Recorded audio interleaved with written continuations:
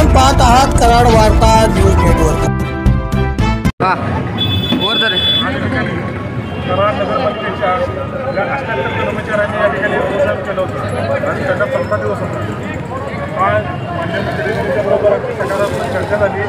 त्यानंतर या उपोषण करण्याचं शिष्टमंडळ घेऊन आम्ही नगरपालिकेच्या ऑफिसमध्ये बसून यावर त्यासाठी साकोबाम चर्चा केली।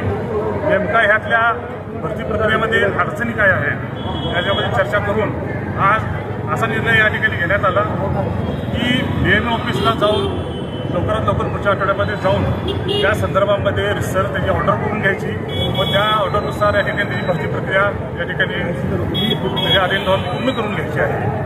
त्याचबरोबर जे कर्मचारी या ठिकाणी उपोषणाला बसले होते त्यांचा जो कालावधीमध्ये जी रजा होती ती रजेला मंजुरी त्यांनी अर्जानुसार त्यांच्या करून देण्याचा ठिकाणी निर्णय झालेला आहे आणि पुढच्या आठवड्यामध्ये माननीय मुख्यमंत्री एकनाथ शिंदे साहेब यांच्याकडे जाऊन DMO ऑफिसकडून त्या भरती प्रक्रियेविषयी आदेश घेऊन त्या ठिकाणी पुढची प्रक्रिया पूर्ण करण्याचा निर्णय घेण्यात आलेला आहे व त्यानुसार हे उपोषण स्थगित करण्यात आले।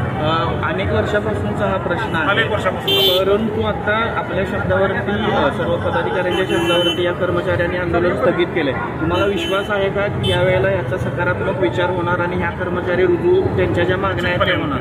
निश्चितपणे